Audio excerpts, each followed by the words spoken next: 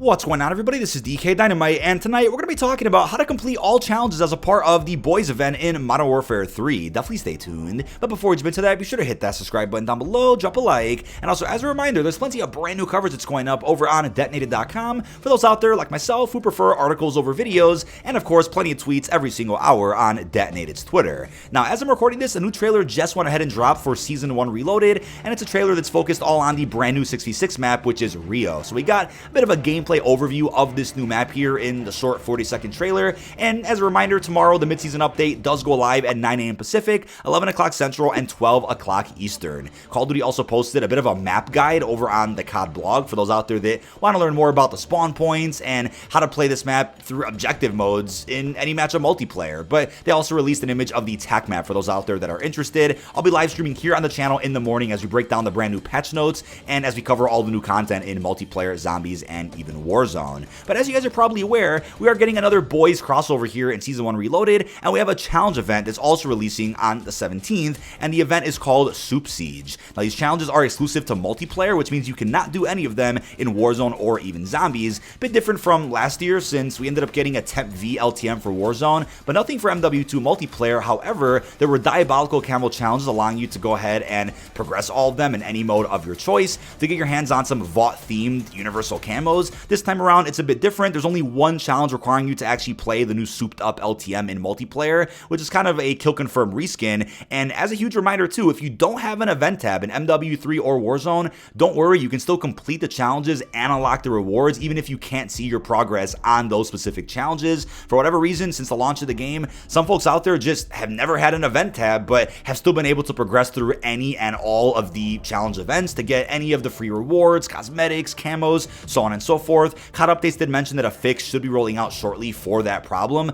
hopefully within the launch window of Reloaded. I can't even imagine how many people out there haven't been aware that there are challenge events going on every so often, unless they keep up with content on YouTube or even Twitter. But for those out there that don't have an event tab and still don't with the release of Reloaded, just follow this video and do exactly as I do, and just keep track if you unlock the rewards to know if you've beaten that challenge. So starting off with our first challenge, get one operator heat vision kill in the Boys mode. So this is the only challenge requiring you to play souped up, and this one is a little bit RNG based because as you kill enemies in a match of souped up, they will drop Temp V and you'll get one of the different superpowered abilities, and you just need heat vision. So keep in mind, just like with Warzone last year, you will get stuck in an animation while using heat vision, which gets a little frustrating depending on how many enemies are around you, but you only need one kill for this challenge. So even if you guys get stuck in the animation, get one kill, then die instantly, it's not really a big deal. It's not like it requires you to get multiple kills at once or anything. Pretty straightforward. I'm surprised there aren't more challenges requiring the use of the other superpowers. I would have expected that, but your reward for beating this one is going to be a calling card. Now, this is the only challenge I don't have footage of since the event hasn't gone live as of recording this, but I wasn't going to delay this video over one single challenge. If there were more challenges requiring you to play souped up, then I would have, but keep in mind, we'll be beating every single challenge on stream tomorrow and going through all the rewards you get for doing so. But our next challenge is to get 4 operator kills using the MTZ-762 battle rifle. This is very straightforward. You don't even need a meta loadout class for the MTZ to go ahead and do this. It's not like it's asking you to get 14 kills, 24, even 40, just 4. And I'm surprised with how little the requirement is for this challenge. You can honestly do all these event challenges in a single match if you get into the longest match possible with the right people, of course. But yeah, the MTZ is a really solid pick for Season 1. There's even a cool blueprint for it in the Battle Pass, a Black Cell variant. So if you guys haven't leveled up the weapon yet, then there still are some cool blueprints that will make this weapon pretty viable. But yeah, aside from 4 kills, that's just really it for this one, and your reward is going to be a Battle Pass tier skip, which you can either save for the Season 2 pass or use it right now if you haven't finished your Season 1 Battle Pass. But the next challenge is to get 2 operator kills in a single life with the Overkill vest equipped. So you have to do this 5 different times. So again, get 2 kills in 1 life and do that 5 different times. So keep in mind, you have to get 10 kills, but in streaks of 2. Hopefully that makes perfect sense. Your reward will be a large decal, which we're going to go over tomorrow. But the Overkill vest does allow you to have increased weapon swap speed and allows you to reload while sprinting. So it's a pretty good vest, but also a random challenge for a boys themed event. Not sure what the correlation here is between this vest and a superhero themed crossover, but hey, this challenge is is pretty easy, and especially if you hop into 10v10, you're going to be seeing a lot of enemies in modes like that, or even objective modes where you have enemies kind of capturing points all together at once. Should be easy to get 2 quick kills or just 1 solid double kill as often as you can throughout the duration of that match. But your next challenge is to get 15 operator Akimbo eliminations, and in this case you can use any set of Akimbo weapons that you so please. I mean, I just ran the tiers or the TYR pistols, which was pretty easy. Doesn't even have to be a meta class either. I mean, if you're hopping onto small maps like Shipment, like Rust, or even Meat, you're gonna be running across enemies really often throughout that match, so you're gonna end up getting the easiest kills of your life using some Akimbo pistols. 15 kills also isn't that bad. If you're in a long enough match like Domination or Hardpoint, even kill confirmed, 15 kills shouldn't be an issue for you. But the reward for this one is going to be a weapon charm, and again, if you're playing the Supe up LTM while doing all these challenges, then you're probably going to run across some pretty aggressive players trying to use their abilities. So if you want to do all the challenges in that mode, feel free to do so. But then get 7 operator eliminations using lethal equipment. Now, I decided to put footage on screen of all or nothing just so I can get some clean throwing knife kills for you guys. You can use any lethal equipment that you'd like. Keep in mind, if you're on the demolition vest, you can actually hold more equipment, so you can hold 2 lethals at once. Throwing knife is my personal favorite. Been using that for the last 10 years while playing Call of Duty. But you can choose from the frag grenade, a claymore, a thermite, a thermostatic grenade.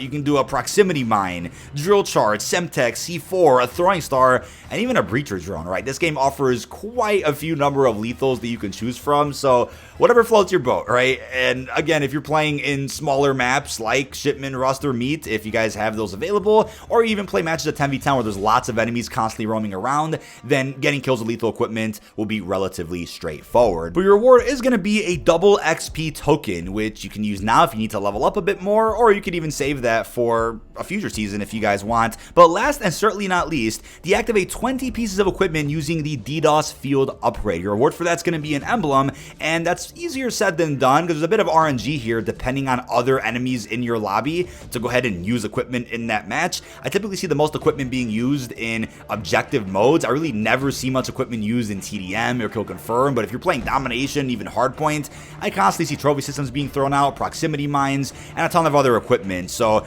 DDoS could be recharged just by killing as much time as you want, but if you're on the engineer vest to spot equipment, then that helps you maybe get to that equipment faster if your DDoS is ready to go. You can also use the signal jammer perk, which will kind of give you a beeping detection in your ear when you're near some equipment, but the DDoS already tells you when devices are in range, which makes it even easier. So there's 3 ways right there to find equipment as fast as you can in a single match. But again, when it comes to DDoS field upgrade, you're just waiting on some time for it to recharge. You don't have to get kills or anything to charge it faster. But this challenge does require patience, will probably be the most frustrating one for most people since you are depending on other real human beings to do something in your match, which never really ends well, but something as easy as this won't require that much effort. But upon completing all 6 challenges that we just went over, you will earn the Boys Special LMG Weapon Blueprint, which does feature 4 attachments equipped with a 150 round drum and even the incendiary ammunition type for aggressive suppressive fire. Luckily, we already have a full glimpse of this blueprint reward that leaked out a couple of weeks ago, so we don't have to wait until we actually do the challenges to see what the blueprint looks like.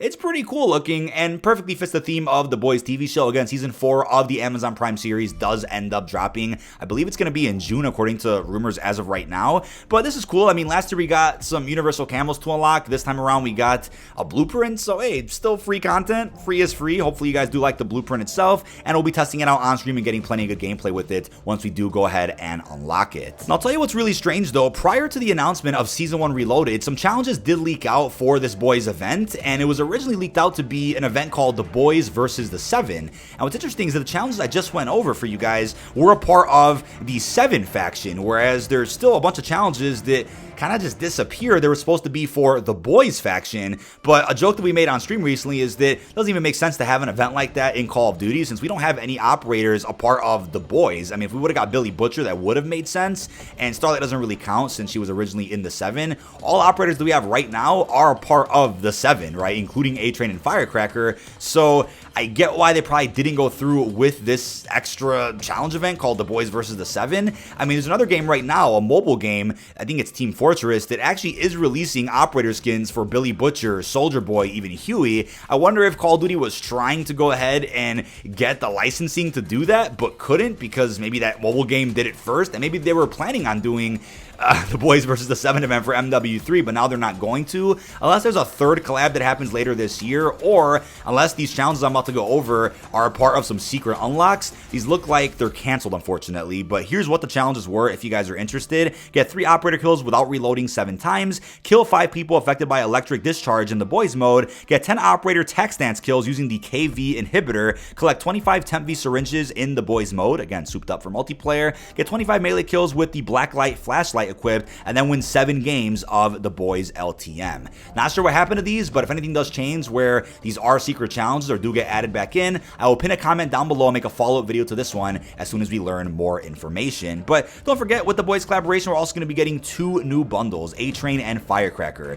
The A-Train pack does come with the A-Train operator skin, 2 weapon blueprints. One is called Turbocharge, it's an AR, and the other one is called Fast AF, it's an SMG. And you're also going to be getting an animated calling card, a sticker, a charm, an emblem, which is animated, a loading screen, and even the fastest man in the world finishing move. The cool thing is that as you move with A-Train in any match, you can see that speed aura around his character, which is pretty badass, and again, exclusive to just his character. We've never seen something like that before, and we never really had a speedster operator skin in Call of Duty either. But then we have the Firecracker bundle. This is a brand new character that we haven't really seen in the show yet, not until Season 4, which comes out early this summer. So this will come with the Firecracker operator skin. We also have 2 weapon blueprints with tracers as well. We have the Smoking Gun AR and the Fellow Patriot LMG. Also going to be seeing animated calling card, a weapon sticker, a charm, an animated emblem, and even a finishing move. As far as the release dates do go, it's unclear if both of them drop tomorrow or if they'll just kind of spread these releases out over the course of Season 1 Reloaded before the start of Season 2 on February 7th. And as of right now, rumors do suggest that we're going to see a re-release of Homelander, Black Noir, and Starlight.